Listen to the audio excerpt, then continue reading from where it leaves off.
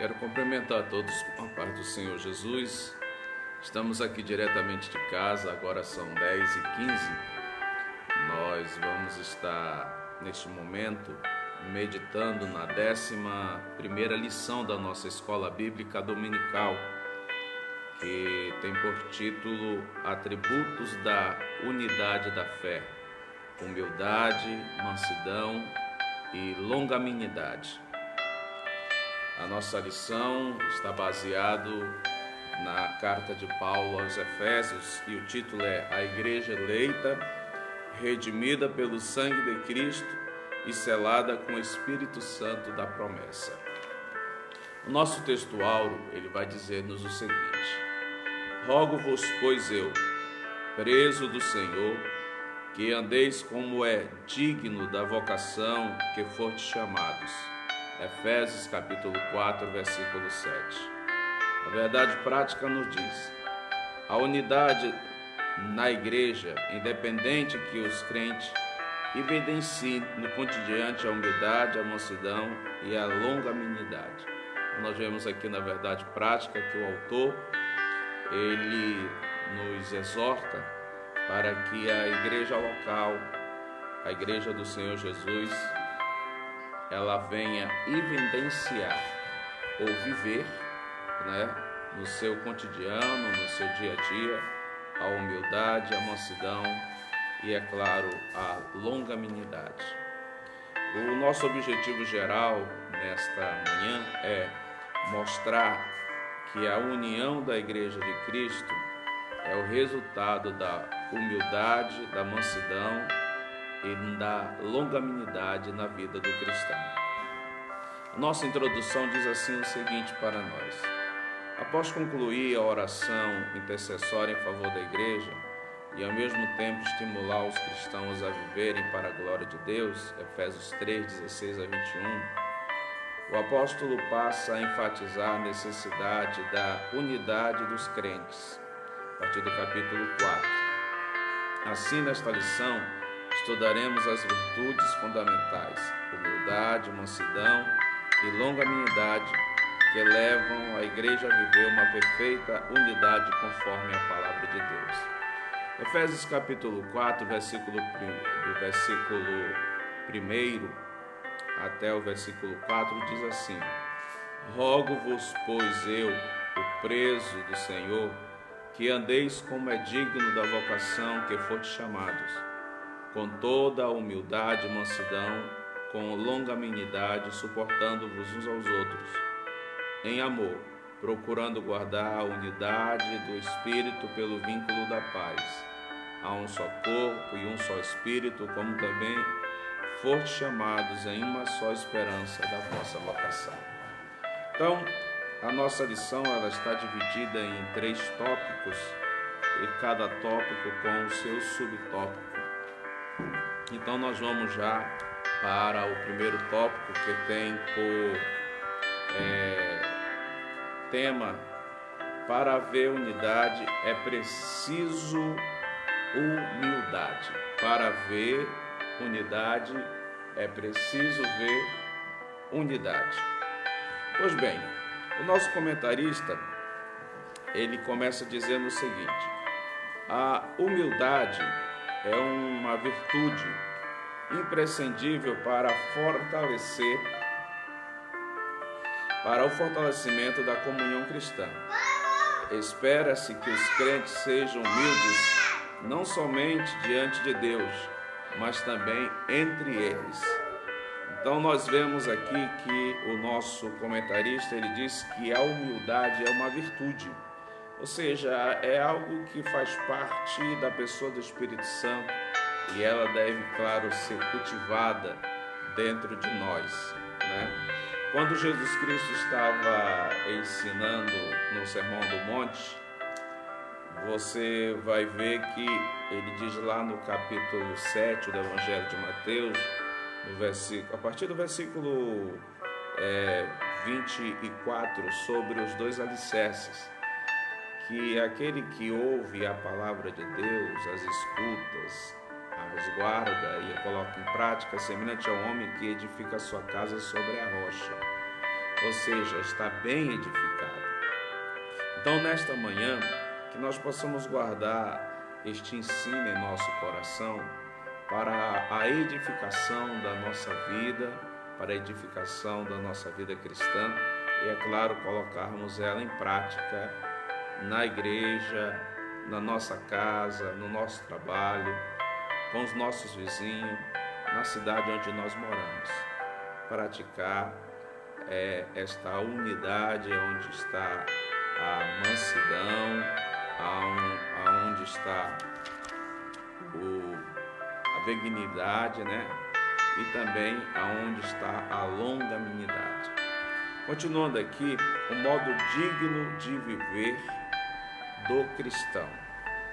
Pois bem, diz aqui, a conduta geral do crente é o destaque dessa seção da carta. O apelo do apóstolo é para que os crentes andem de modo digno da vocação.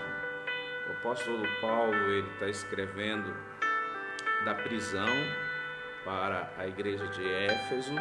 Nós vimos isso já lá na primeira lição. Essa é uma das cartas da prisão. Paulo estava preso em Roma e a igreja de Éfeso foi uma igreja onde ele passou muito tempo ali ensinando, e ele manda Timóteo ficar no lugar dele para tomar conta daquela igreja.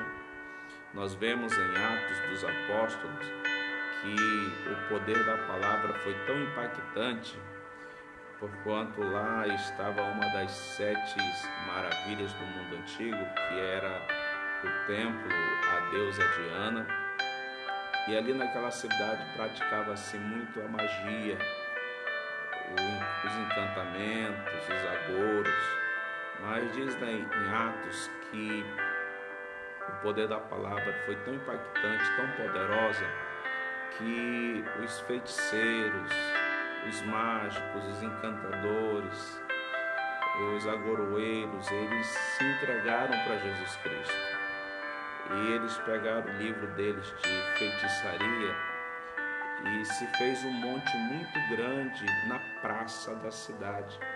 E ali atearam fogo como uma demonstração que eles estavam mudando de vida, que eles estavam agora seguindo o caminho, que era assim que era chamado naquela época. Ou seja, tinham aceitado a Cristo Jesus como único e suficiente Salvador da sua vida. Mediante a isso, Paulo, então, ele tem essa preocupação, claro, com todas as igrejas, mas aqui agora, neste momento, ele vai estar exortando a igreja para que eles andem de modo digno da vocação, ou seja, daquilo ao qual eles foram chamados. Não andar dantes como eles andavam, como eles viviam antes de conhecer Jesus Cristo. Ou seja, isso também é para nós nos dias de hoje, para a nossa prática cristã, não andarmos como andávamos quando não conhecíamos a Cristo Jesus, quando não tínhamos Jesus Cristo como Senhor, não só como Salvador. Muitas vezes a gente trata Jesus Cristo só como Salvador da nossa alma e não atentemos para a questão dele também ser Senhor na nossa vida. Então nós devemos atentar para isso. Ele é Senhor e Salvador da nossa vida. Então Paulo exorta no capítulo 4, versículo 1, que nós devemos atentar para um andar que seja digno, ou seja, que seja louvável, aonde nós moramos, as pessoas a observar o nosso andar, a maneira de proceder, de ser, o nome do Senhor Jesus venha a ser glorificado na nossa vida. Ou seja, a igreja, ela é luz no mundo em trevas. Nós ainda estamos neste mundo. A Bíblia diz que o mundo já nos maligno, que o mundo está no lamaçal do pecado. Então nós devemos ser luz no meio dessas trevas, andar diferente, agir diferente, proceder diferente, falar diferente, ou seja, andar conforme digno da nossa chamada em Cristo Jesus. Continuando aqui a nossa lição, ele continua dizendo, ou seja, a nossa conduta diária deve corresponder à chamada recebida para ser um membro do corpo de Cristo, a igreja. Ou seja, meus queridos, as pessoas devem olhar para nós e elas devem ver em nós Cristo Jesus. Nós não precisamos dizer para essas pessoas, eu sou cristão. Elas devem ver isso em nossa vida, pela nossa conduta, pela nossa maneira de ser, como nós procedemos, falamos, agimos. Há um momento em que as pessoas olharem para nós, elas veem a diferença, veem que há algo diferente em nós. Então, nós devemos ter uma vida diária que corresponda àquilo a qual fomos chamados, a vocação a qual fomos chamados. Ter uma vida diária que corresponda a um crente salvo, remido e lavado no sangue de Cristo Jesus. Diz aqui na nossa lição, a fim de desenvolver essa unidade, o apóstolo Paulo apresenta 3 virtudes essenciais: a humildade, a mansidão e a longanimidade, para que nós possamos, como ele diz no versículo 1, andar de modo digno da nossa chamada, da nossa vocação. Nós precisamos permitir que o Espírito Santo venha agir na nossa vida, tenha liberdade na nossa vida, para que o fruto do Espírito Santo possa então brotar dentro de nós. E dentro disso está a humildade, está a mansidão e, é claro, a longanimidade. O ponto 2 desse primeiro tópico fala da humildade. Pois muito bem, na vida de Cristo é que a humildade aparece como virtude, pois ele não teve por usurpação ser igual a Deus, mas aniquilou-se a si mesmo, tomando a forma de servo. Filipenses capítulo 2, versículo 6, versículo 7. A humildade é algo que nós vamos cultivando diariamente na nossa vida cristã. A humildade, ela se revela no dia a dia diante das situações em que nós nos encontramos. Nós não precisamos dizer com a nossa boca, eu sou humilde. As nossas próprias atitudes, as nossas próprias ações, elas vão revelar se nós somos realmente, se estamos realmente permitindo o fruto do Espírito Santo, nela tal humildade, está crescendo em nós, está desenvolvendo em nossa vida. E as pessoas, é claro, de fora, as pessoas que estão ao nosso lado, elas mesmas verão em nós essa humildade, sem nós precisarmos dizer ou falar ou declarar.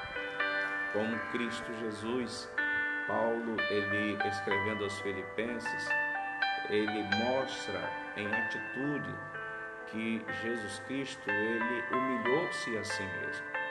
Ele é Deus, ele faz parte da Trindade, ele é a segunda pessoa da Trindade, aonde ele tem os atributos divinos, onipotência, onisciência, nós temos a eternidade, a imutabilidade, mas ele deixou a sua glória e tomou a forma de homem, ele se humilhou-se para que pudesse cumprir a justiça de Deus, do Pai, para que eu e você pudéssemos ter a salvação da nossa alma.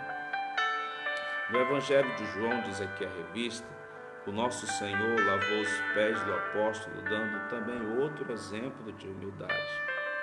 Como esses dias atrás, eu ministrando na igreja, expliquei que esse serviço era feito pelo escravo. Naquela época, do tempo de Jesus, a escravidão era uma coisa aceitável na sociedade grego-romana. E então, os escravos, eles que faziam esse serviço, chegava-se o senhor da casa ou o visitante, convidado do senhor da casa.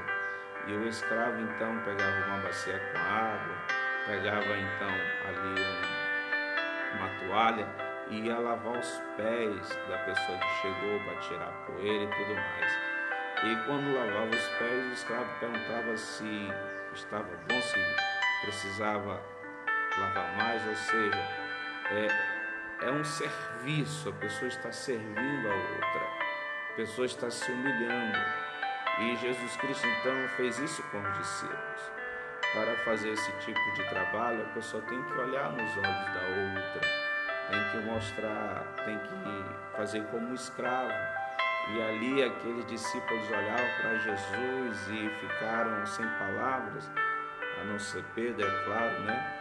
Mas nós vemos então que Jesus Cristo disse: assim como eu fiz, fazei vocês também uns aos outros. Jesus deu ali para nós uma lição sobre a humildade, sobre servir o próximo, servir o nosso irmão que está ao nosso lado. Isso está registrado lá em João capítulo 13, versículo 13 ao 15.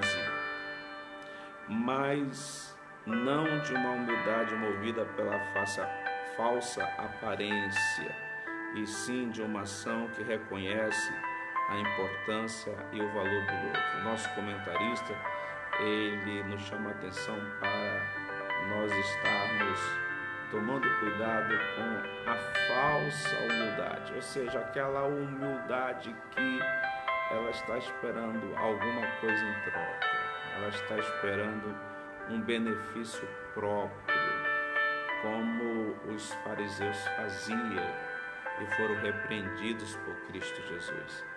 Eles jejuavam e iam para a rua, para as beiras, para as esquinas das ruas, e ali eles oravam no meio da multidão e diziam que estavam em jejum, e mostrando uma religiosidade para que pudesse ser aplaudido pela multidão. E Jesus Cristo, ele veementemente, ele condenou esse tipo de prática. A humildade, ela é praticada, ela é feita através da ação do Espírito Santo de Deus na nossa vida, e nós fazemos sem olhar a quem, como pode-se dizer num provérbio popular, seja independentemente a sua classe social, nós ali vamos e praticamos humildemente a nossa vocação e o nosso serviço. Isso faz me lembrar uma historinha que eu vi quando era adolescente, que um pastor, ele fez um trabalho de evangelismo na sua cidade. Então ele colocou carro de som na rua para que as pessoas fossem à igreja, para ter um grande culto. E ali naquele trabalho nós vemos então que estava lá o médico da cidade. Pelo que eu entendo da história, a cidade era uma cidade pequena e ali estava o médico da cidade. Pois bem, ele preparou uma equipe para que pudesse então receber as pessoas, e as pessoas que fossem à frente, as pessoas ali acompanhassem ali aquelas pessoas, e ali naquele momento da decisão trouxesse mais uma palavrinha de conscientização do ato que a pessoa estava fazendo.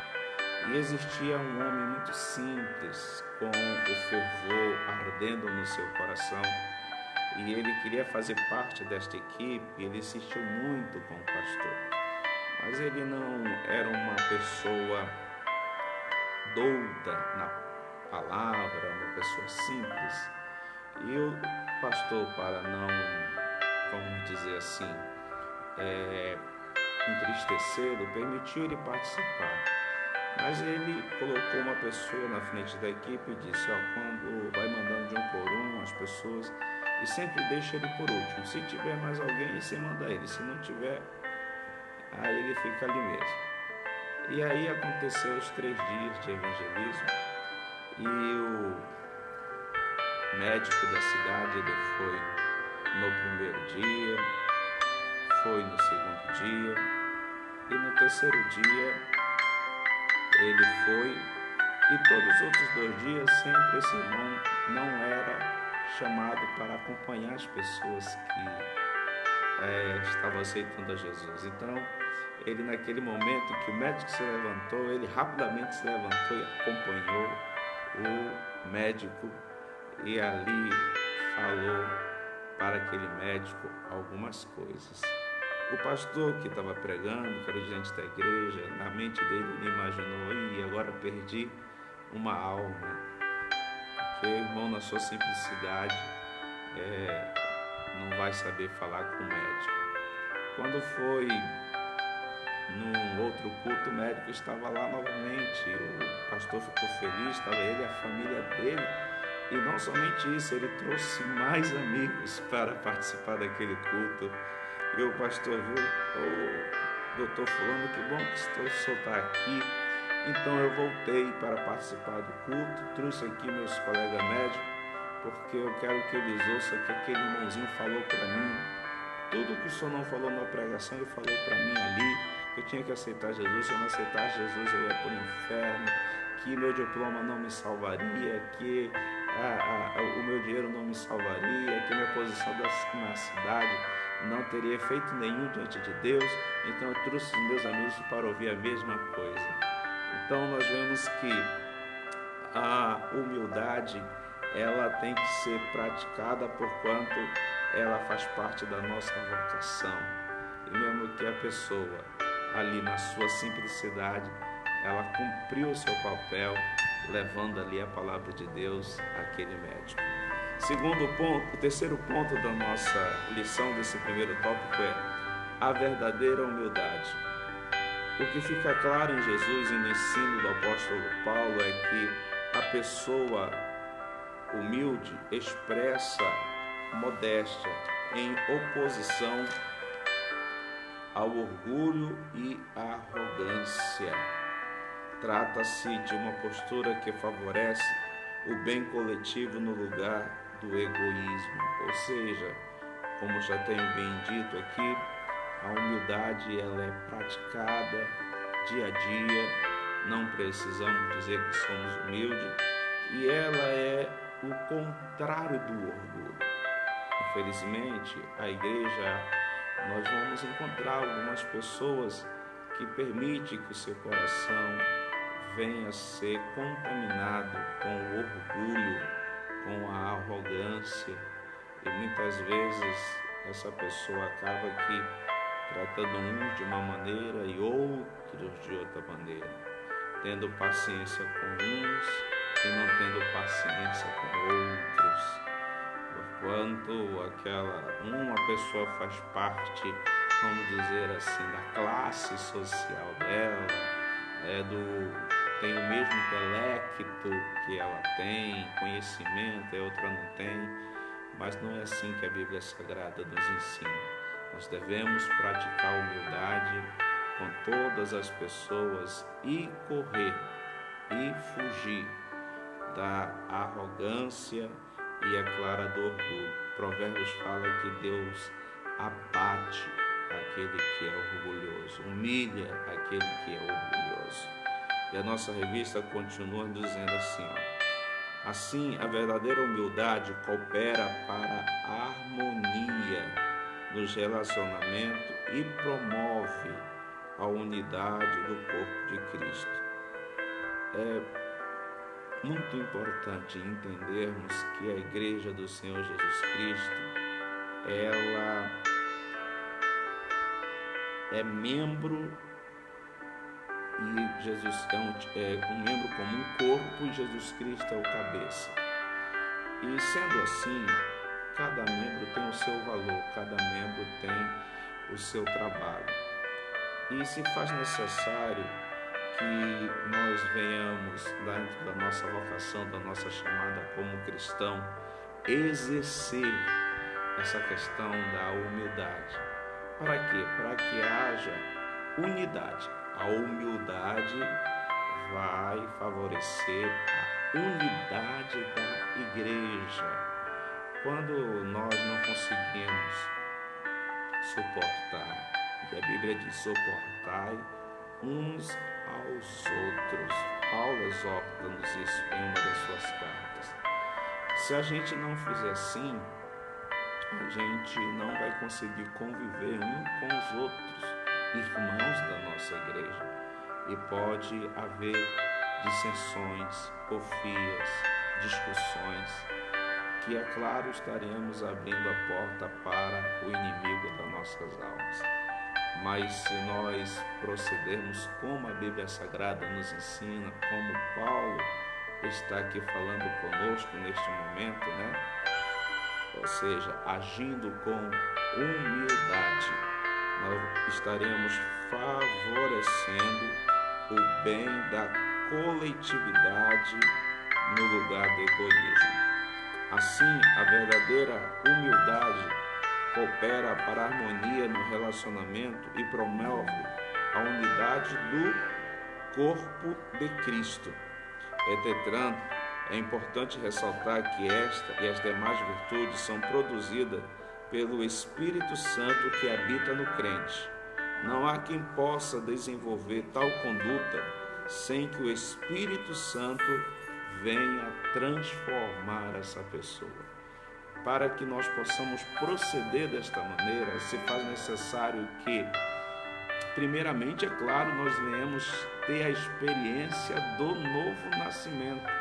Se nós não tivermos a experiência do novo nascimento em Cristo Jesus, de maneira nenhuma o Espírito Santo vai ter liberdade para agir na nossa vida, agir em nós, e o fruto, principalmente, claro, possa aparecer em nós. Eu quero dizer aos irmãos que o fruto do Espírito, ele faz parte do caráter, da essência da pessoa do Espírito Santo, diferentemente dos dons, porque os dons que o Espírito Santo, que Deus, que Cristo deixou à igreja, é para ser exercitado aqui nessa terra, ser exercitado aqui na condução da igreja nessa terra, enquanto a igreja estiver nessa terra, conduzindo nesta terra.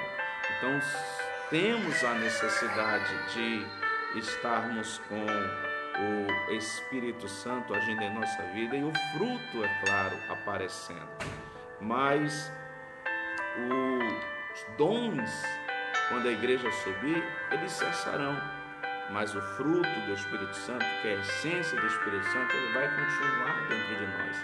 Então, quando nós nascemos novamente, quando temos essa vida transformada em Cristo Jesus, e através da operação do Espírito Santo, evidentemente devemos permitir que o fruto apareça, e é claro, a humildade é uma delas.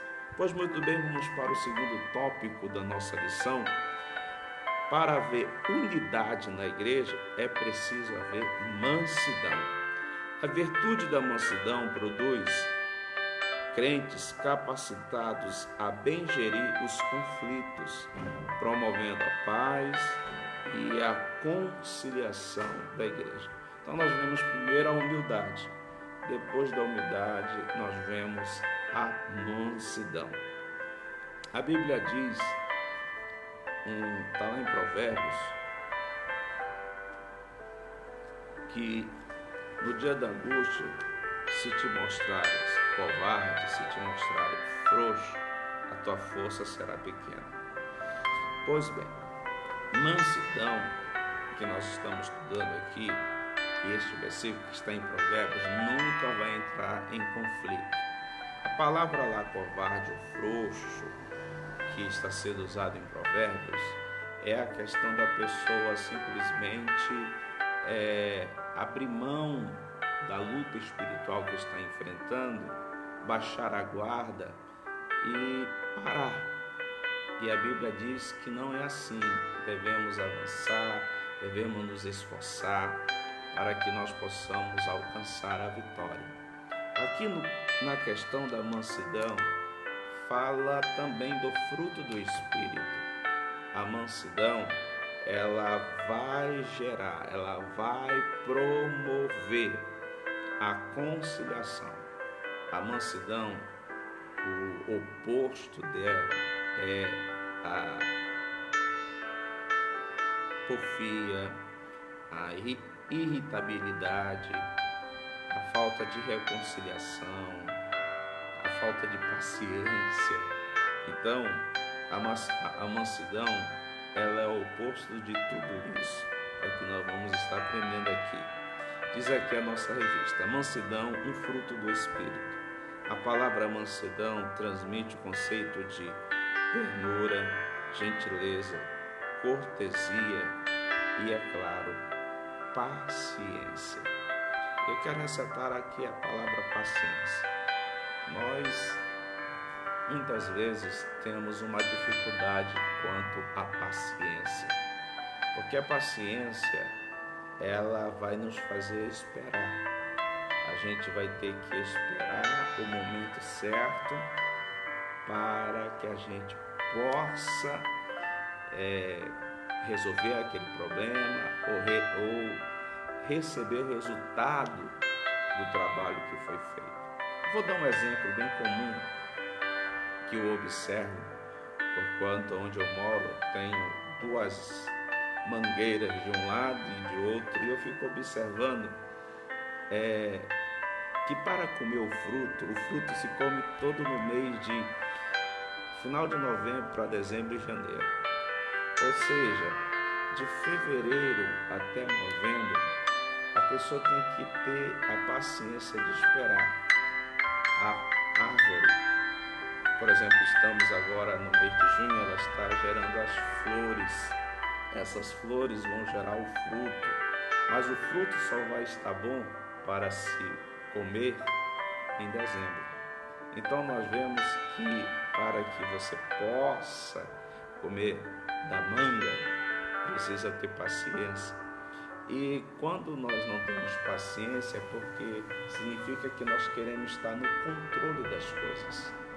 Então, a mansidão vai levar-nos a ter paciência, que também faz parte do fruto do Espírito Santo.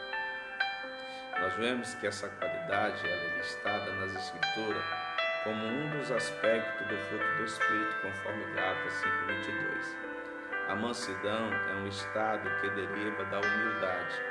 O termo indica moderação nas ações, ou seja, a pessoa não ser precipitada, né?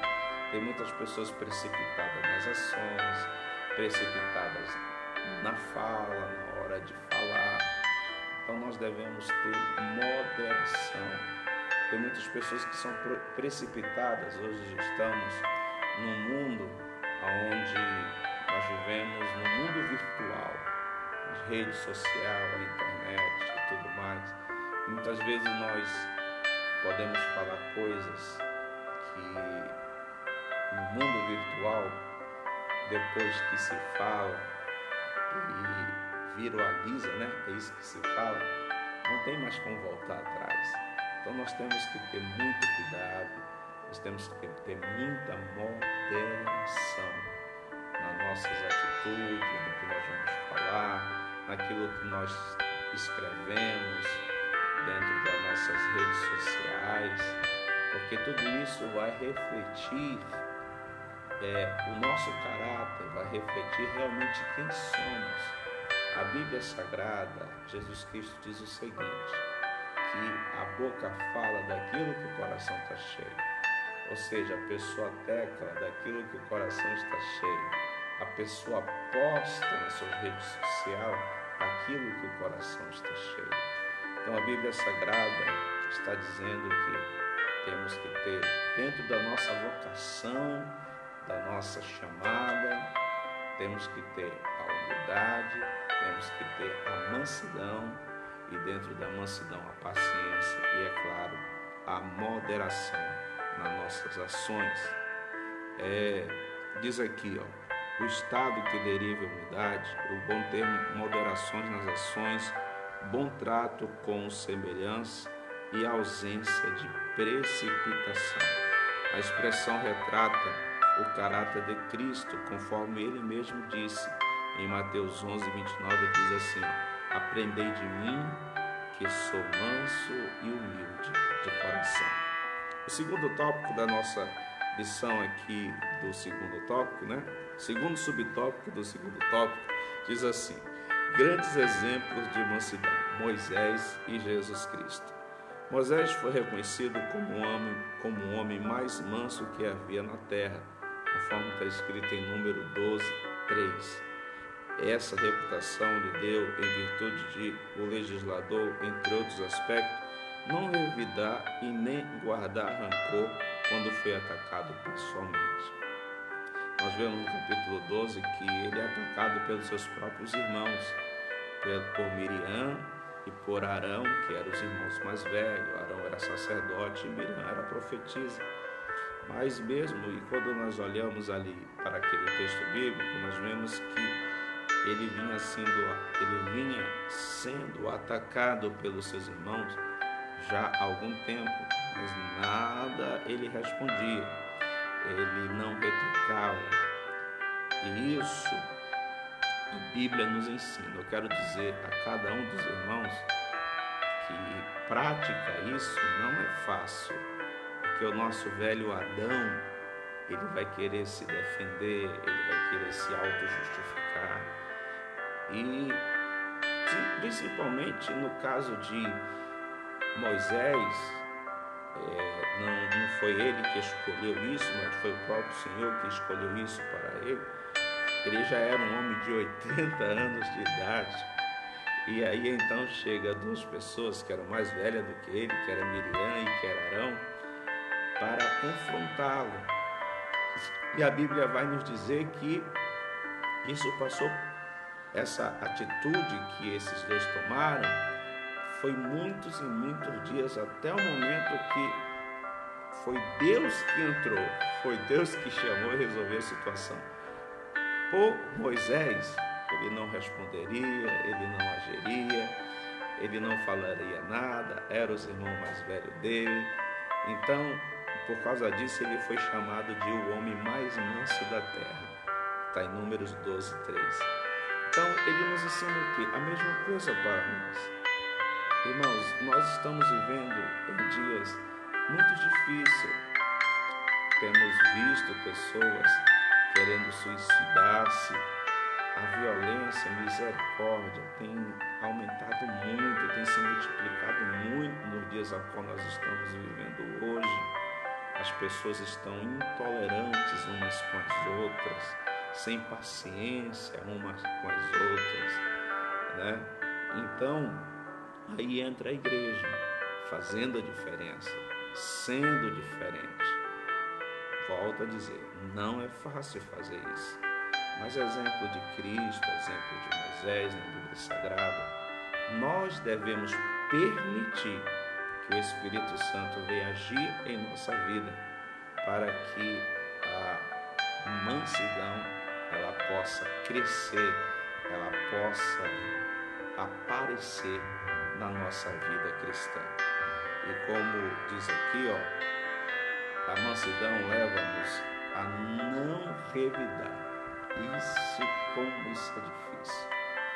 Principalmente porque na maioria das pessoas tem um sentimento chamado alta justiça. Ou seja, não, eu estou certo, eu estou correto. Como é que essa pessoa está falando isso de mim?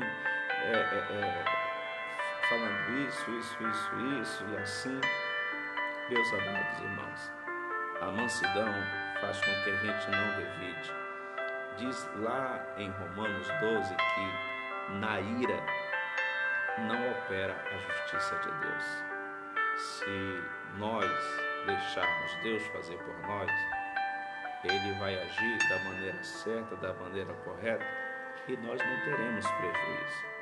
Mas se nós quisermos resolver por nós mesmos, nós acabaremos trazendo prejuízos terríveis para a nossa vida.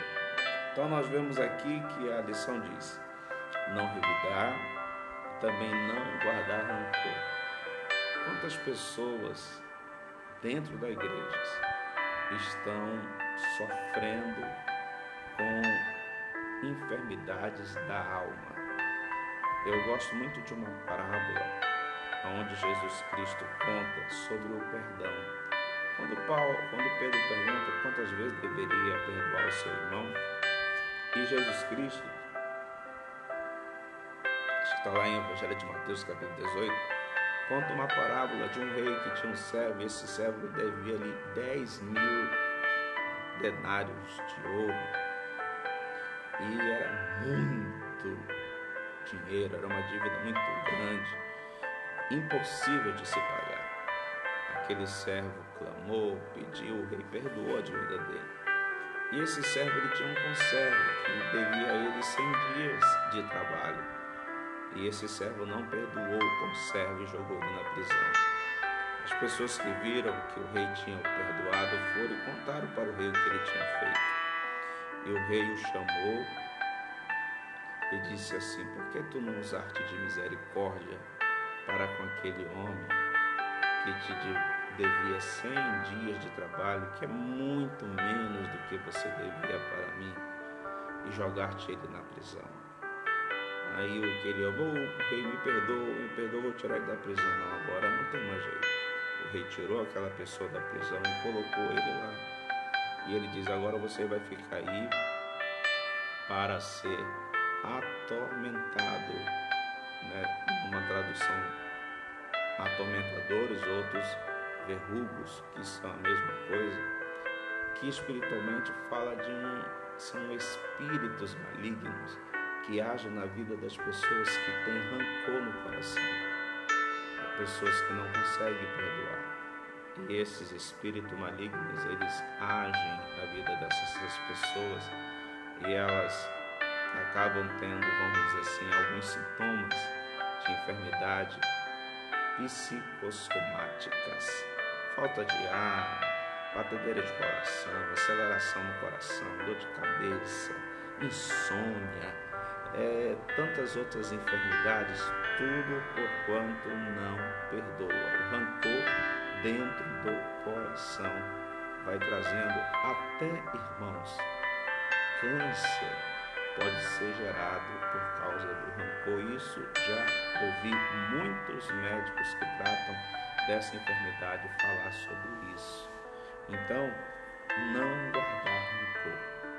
A mansidão vai nos fazer a não revidar e também, é claro, não guardar rancor. Nessa perspectiva, Jesus Cristo manteve o autocontrole enquanto era injustamente caluniado. Também durante seu julgamento, não pronunciou nenhuma palavra contra os seus acusadores. Ou seja, ele tinha todo o poder para se defender, mas ele ficou calado porque ele estava obedecendo o Pai, e ali ele mostrou mansidão, autocontrole, e não respondeu aos seus acusadores. Terceiro subtópico do segundo diz assim: a verdadeira mansidão. Então vai dizer: pessoas com essa virtude são disciplinadas e capacitadas a perseverar na perseguição. São pessoas que não param mediante as perseguições, mediante as dificuldades, mas elas permanecem, elas são resilientes, ou seja, pessoa resistente, pessoa que continua, né? Mesmo que estão sendo perseguidas, que estão sendo caluniadas, mas elas não param, elas continuam cumprindo o papel chamado dela de cristão e fazendo a vontade de Deus. Não cedem às provocações, ou seja, não rebate as provocações, mas é claro, colocam diante de Deus, nem dão espaço para o ressentimento. Aí ele continua aqui a revista: essa virtude não significa fraqueza ou inferioridade, pelo contrário, indica o mais seguro controle emocional. Assim, mansidão trata da submissão do homem para com Deus e a sua palavra. Tiago 1:21. E a presença do Espírito Santo propiciando suavidade e, é claro, o domínio próprio. É algo que nós hoje precisamos permitir o Espírito Santo exercitar em nossa vida. A mansidão que traz a paciência, o autocontrole, né? Não ser levado pelas provocações, não guardar rancor, não revidar. E os dias de hoje nós vemos totalmente as pessoas agindo ao contrário a este ensino da palavra de Deus. As pessoas não querem, vamos dizer, eu não vou ficar para trás. Não, onde já se viu. Eu tenho que responder, eu tenho que ir lá tomar satisfação. Isso não é uma verdade. E assim vai por diante. E nós vemos tantos prejuízos nos dias de hoje em todo o nosso país e no mundo inteiro por causa dessa atitude da pessoa não ser mansa. E posso dizer uma coisa, que a mansidão é um ato, como Jesus Cristo disse lá em Lucas 8:29, se alguém bater no lado do rosto, deu a outra face para que bata também.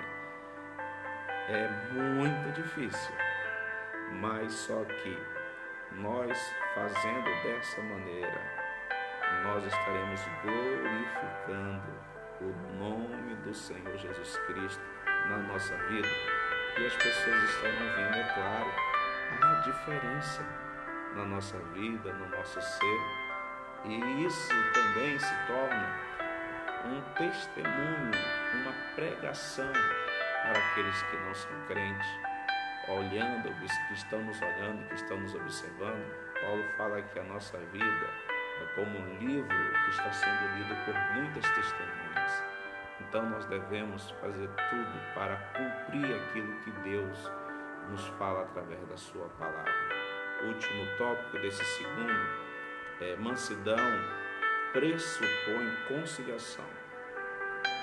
Ele transmite a ideia de pacificação, um meio harmonioso de administrar os conflitos. Se todos os crentes de cada igreja desenvolvessem a virtude da mansidão, o espírito conflituoso desapareceria. Em lugar de sentimento de facção, eles apresentariam um espírito manso e conciliador. Um problema que houve em Corinto. Lembra? Lá no primeiro capítulo da primeira carta, estava tendo esse sentimento de facção dentro da igreja, de divisão. Um dizia, eu sou de Paulo, eu sou de Pedro, eu sou de Apolo, eu sou de Jesus. E se eles praticassem a mansidão como a Bíblia ensina, de maneira nenhuma haveria esse espírito de facção dentro da igreja. Eu sei que tem pessoas que têm, vamos dizer assim, mais familiaridade com outras pessoas, mais liberdade com outras pessoas. Isso não é errado, mas o que a Bíblia está ensinando é que nós devemos tratar todas do mesmo jeito e termos paciência com todas do mesmo jeito. Para nós encerrarmos a lição de hoje, vamos falar do terceiro e último tópico. A palavra, para haver unidade é preciso longanimidade para o exercício do perdão.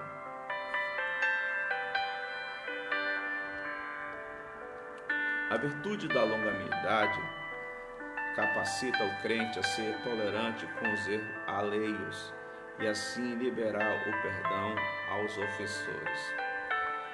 Longanimidade, um fruto do Espírito. Longanimidade tem sentido de paciência, tolerância e constância. É mais um dos aspectos do fruto do Espírito desenvolvido do crente, conforme Gálatas capítulo 5, versículo 2.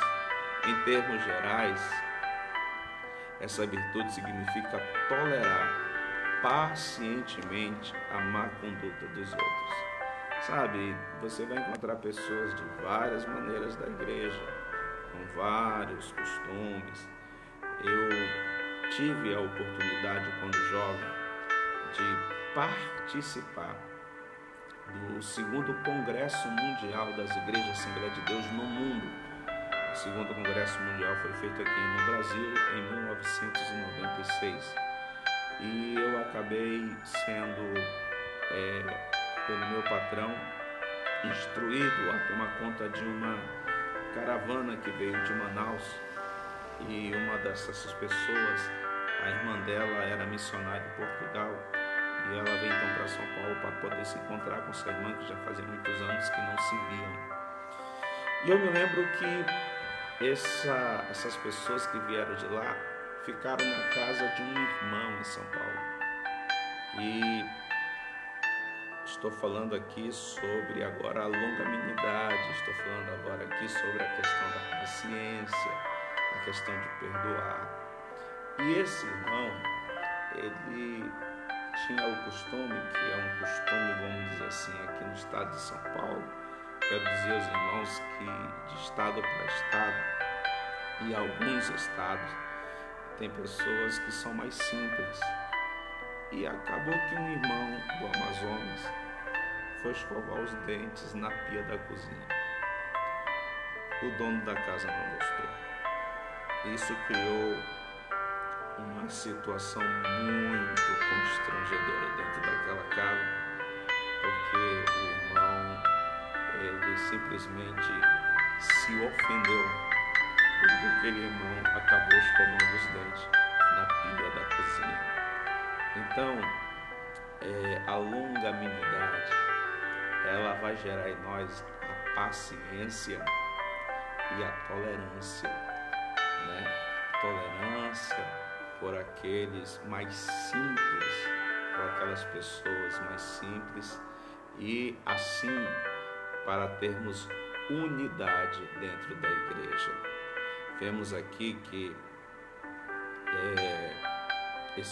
essa virtude significa tolerar pacientemente a má conduta de outras pessoas, ou seja, pessoas que ainda estão sendo transformadas, estão sendo trabalhadas pelo Espírito Santo.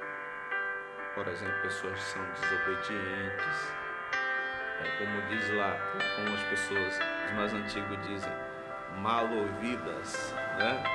Então são pessoas que não aceitam conselhos, que você pode gastar um tempo com elas, falando com elas, mas elas continuam praticando as mesmas coisas, fazendo do mesmo jeito.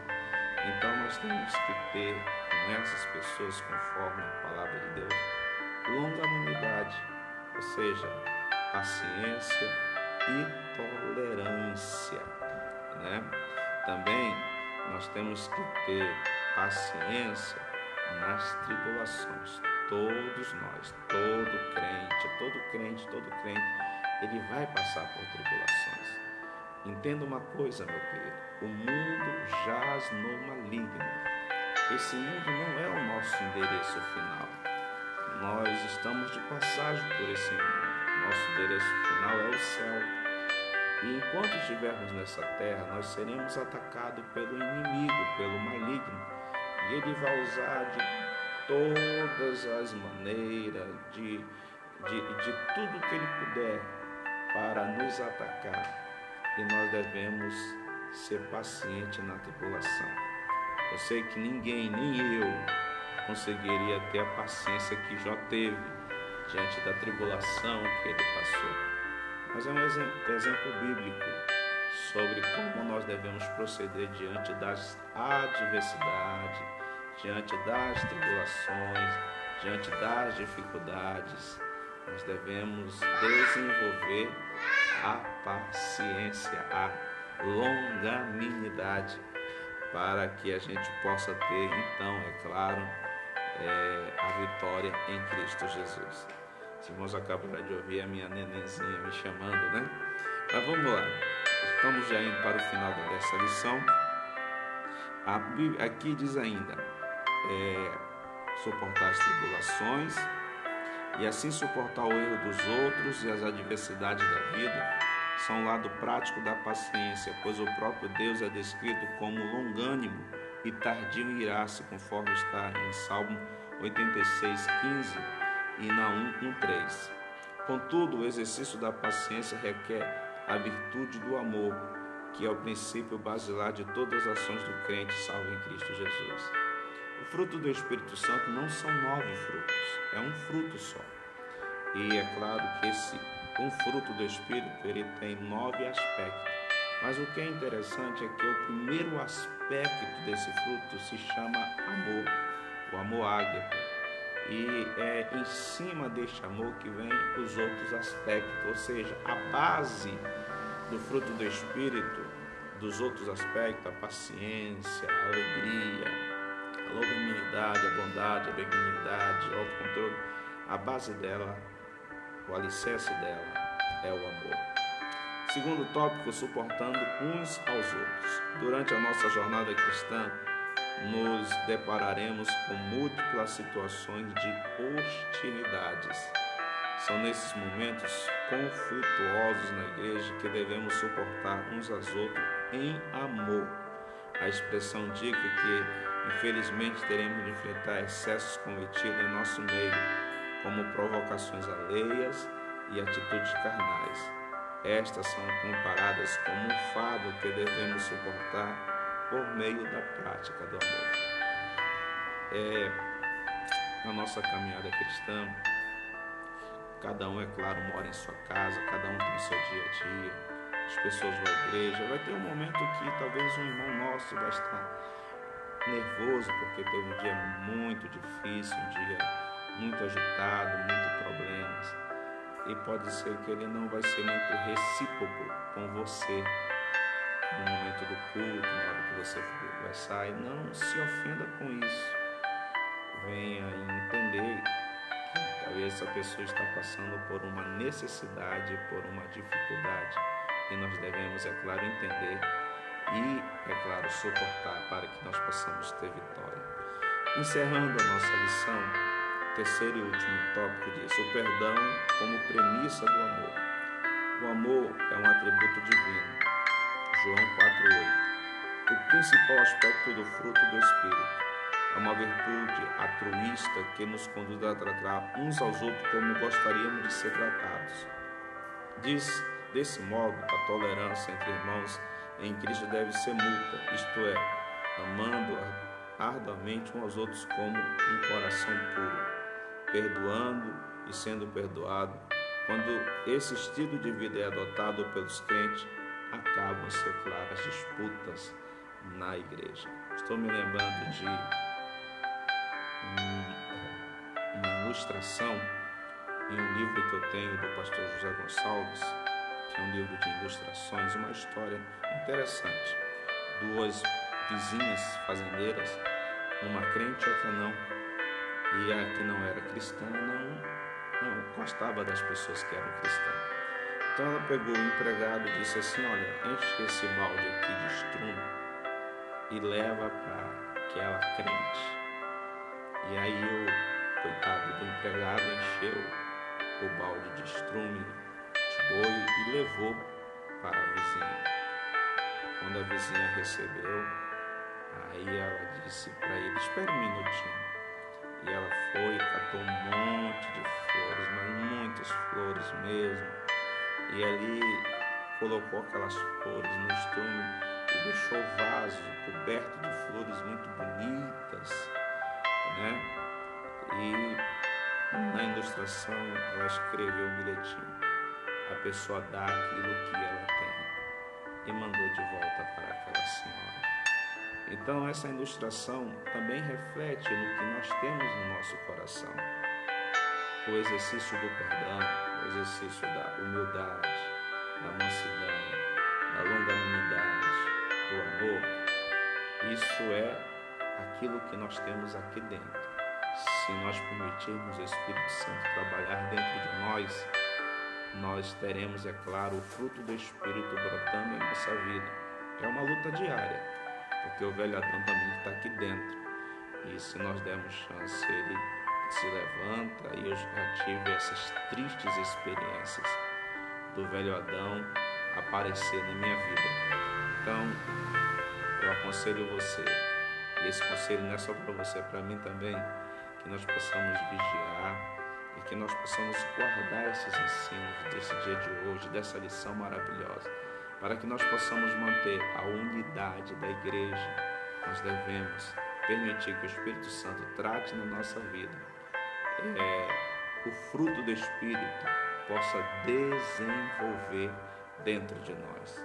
E concluindo, o nosso comentarista diz: vimos o convite de Paulo aos crentes para viver digno de uma perfeita unidade, para garanti-la, mostrando que algumas virtudes são essenciais: a humildade, que fortalece a unidade; a mansidão, que gera os conflitos; a longanimidade, que suporta os erros alheios.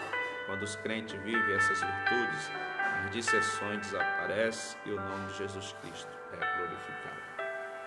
Que Deus abençoe a todos que puderem estar conosco nessa escola dominical e que nós juntos possamos crescer com o ensino dessa palavra. Convido você, hoje é domingo, dia 14 de junho, e nós estaremos iniciando a nossa campanha, de oração, Deus cuida de ti, a partir das 17 horas da tarde, ou 5 horas da tarde. Lembrando aos irmãos que hoje também, dentro da campanha, nós temos a oferta missionária. Continuamos, nossa igreja continua todos os meses mandando auxílio para os irmãos ali no Mali, no Peru, e na outra cidade que agora não estou lembrando. O auxílio, só no Mali parece-me que são 6 missionários que estamos sustentando ali no Mali. Então, meus amados irmãos, que você possa levar a sua oferta com amor, com carinho, e você está convidado a estar conosco hoje, participando da nossa campanha de oração a partir das 17 horas, 5 horas da tarde, 6 horas estaremos encerrando, se Deus assim permitir. Que Deus vos abençoe em Cristo Jesus e que esta palavra possa edificar a minha e a sua vida, em nome do Senhor Jesus. A paz do Senhor, que é o grande amor de Deus, a graça de nosso Senhor e Salvador Jesus Cristo e a consolação do Espírito Santo seja para com todos. Que Deus vos abençoe.